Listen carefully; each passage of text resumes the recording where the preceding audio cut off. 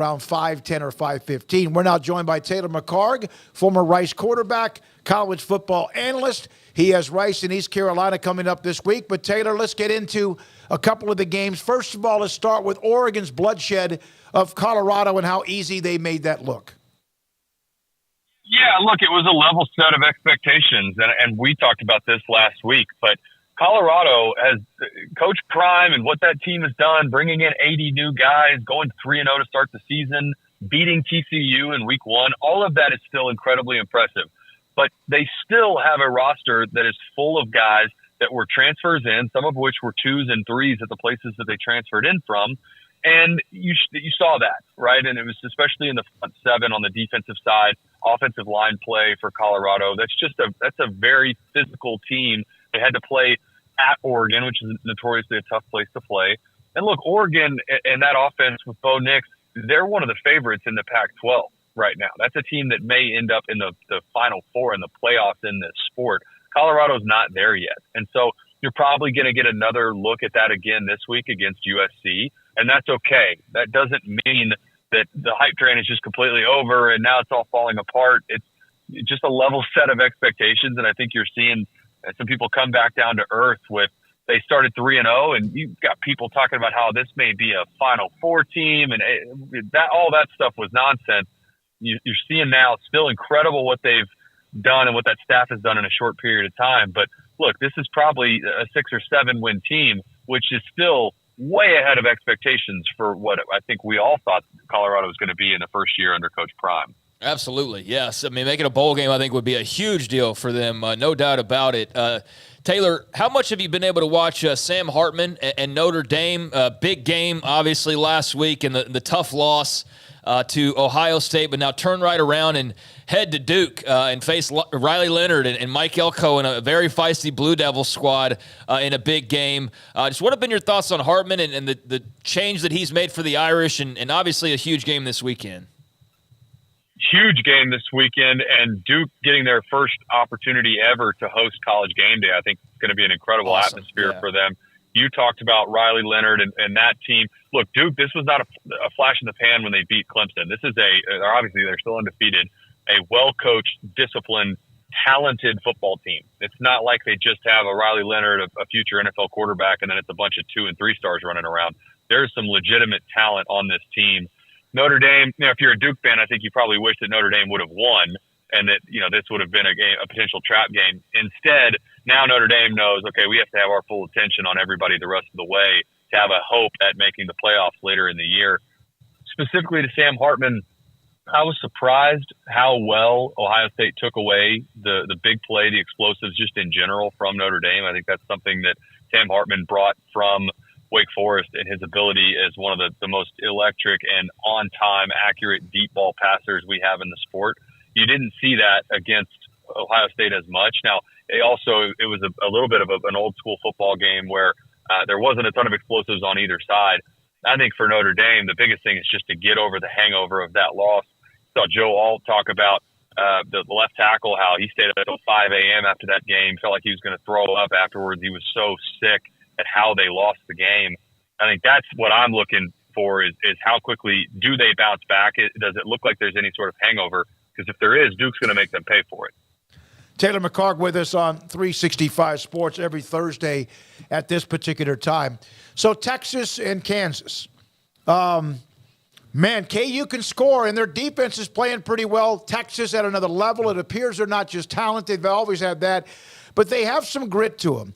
And I saw a play defensively where Collins, 95, who was about 300 pounds and runs like a deer, chased down a sweep to the opposite side near the sideline at Baylor and made a tackle. They have the motor running for everybody. Is that what you think is the difference for them right now? Yeah, absolutely. It's up front. It's what they have in the trenches. And that's what Texas has not had for the last 10-plus years, really since 2009, where every year it looked like, it felt like they would have at least one guy go in the first 2 rounds on the offensive line and the defensive line. And then they got away from that for a long time. They would sign plenty of 4 and 5 stars on the front 7, but they just either they weren't converting that talent or they'd transfer out. This year feels different, right? I mean, this year feels like they could dominate both sides of the offensive and defensive line, and that's what it takes when you think about the teams that are consistently making it to the college football playoff and winning national championships. Georgia did it last year with a quarterback that by no means was a blue chip player, right? That's what it takes, and Texas has that clearly. The skill positions, Texas has always had guys on the outside that can go and that you do see at the next level in the NFL. Obviously, Bijan Robinson being the big one last year. But for Kansas this week and trying to stop a Jalen Daniels at quarterback, that's going to be the challenge, is making sure that you contain him and that you keep them off script. Because if you let Kansas get in a rhythm and they're able to work through some of the play action RPO game that they like, and then you get Jalen Daniels on the edge where he can use his legs, that's where you're going to find yourself in trouble if you're Texas. You see, I mean, the spread is, last I looked, I believe it was 17.5. That seemed like a lot to me, but clearly Vegas knows something that we don't, where they're expecting Texas to be able to put the clamps down on this Kansas offense. But I think this is going to be one of the more entertaining games we have all weekend.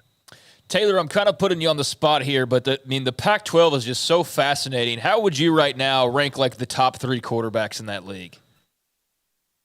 Yeah, it is interesting because you've got Cam Ward at Washington State that no one is talking about. Yep. You have Caleb Williams, obviously, that's your former Heisman winner. Bo Nix is playing really well.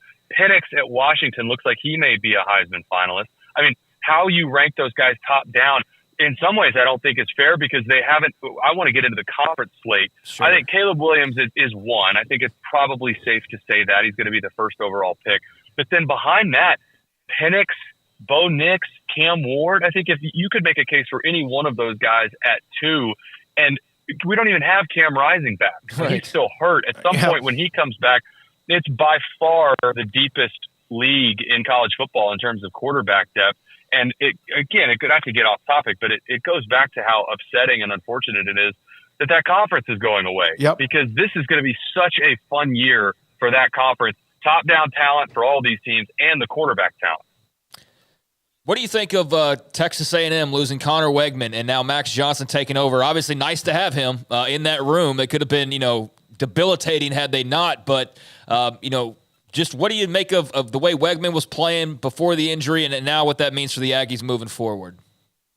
Yeah, I would just caution A&M fans from hitting the panic button too soon because I think A&M with Max Johnson had one of the better backup situations in the country. I really do, because in a lot of cases, you've got a backup that's that talented where he's played meaningful snaps before and has performed pretty well. A lot of times that guy leaves. That type of backup situation, they're going to leave and they're going to go play at maybe a group of 5 school and they're probably going to start. Instead, Max Johnson sticks it out. And now I think A&M, you look around the SEC West, not nearly as dominant as we thought a couple of these teams were going to be. Ole Miss doesn't look like what we thought they would be. Arkansas certainly isn't. So for A&M, I think there's still a lot out there. It's not a playoff team this year, but this can be a 9-win team if you get that consistent quarterback play still from Max Johnson. And I think he has the capability to do it. There's enough talent around him, clearly. If he performs well and takes care of the football, this is not hey, our season is over and we're going to be scrapping to get to a bowl game. I don't think it's going to be that kind of season for the Aggies. So you have Rice in East Carolina, obviously a conference that's got – it seemed like 25 teams in it right now. Rice, last week, they took it on the chin after the nice win against Houston. Your thoughts about that matchup this weekend? Yeah, it's a big game for both of these teams. For Rice, they've got a stretch of their schedule coming up that gets really challenging where they have in consecutive weeks, they got to play Tulane, SMU, and UTSA. And so Rice knows it, whether they're admitting it or not. They've got to get some wins early in the season to try and lock in that they've got a real shot at getting to a bowl in their first year in the American. This is one of those games that against East Carolina, they need to win if they're going to go to a bowl game. They were favored last week against South Florida. JT Daniels got banged up. Rice, and this is stunning to a lot of people, Rice is the top passing offense in the American right now. And JT Daniels is the top quarterback from a passing perspective in the American Conference. Now, their running attack is really struggling right now. They're dead last in the conference and running the football. But if they can keep Daniels healthy, even though he's not going to be mobile, I think his ankle's still banged up. If he plays, it's not like he runs the ball a lot anyway. So for East Carolina, they started 0-3, played a tough schedule. They're a young team. I think it's actually a pretty balanced game. And for both of these teams, this is going to go a long way to figuring out either one of these teams going to make it to the postseason later in the year. JT Daniels threw for 432 yards and 3 scores in that loss. That's a pretty darn good stat. And he played 3 quarters. Oh, that's right. Yeah. Damn. He would have thrown for 500, or they almost did anyway as a team. Craig? Yeah, Taylor, I just want to wrap it up with this. There's just a little more smoke out there, and I don't know if we've asked you about this before. If we have, I apologize. But what are your thoughts on Army as a potential addition to the American Athletic Conference? Yeah, I love it because I think you have conference matchups now where obviously if you have Navy in the conference as well. And Army, I think, brings a consistent brand, and that's really what in all this conference realignment, if you can bring in names and teams that have a brand awareness that people have heard of, that they've seen them on TV, or obviously everybody sees the Army Navy game at the end of the year. I think the travel issues, if you're already going to Temple and Philadelphia, then adding another 45 minutes on that flight to get up to Army, it's not that much different.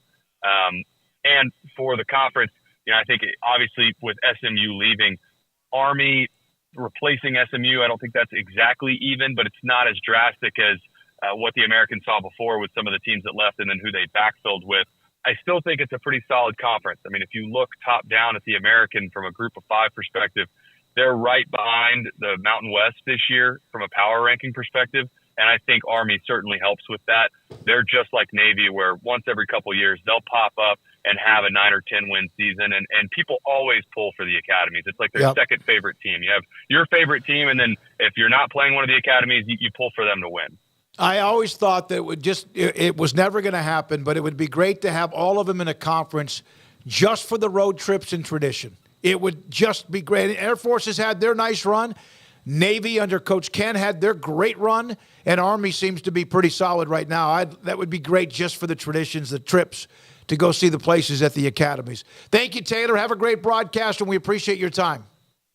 Absolutely. Thank you, guys. Talk to y'all next week. Taylor McHargue, former Rice quarterback, college football analyst, has that Rice East Carolina game coming up this weekend.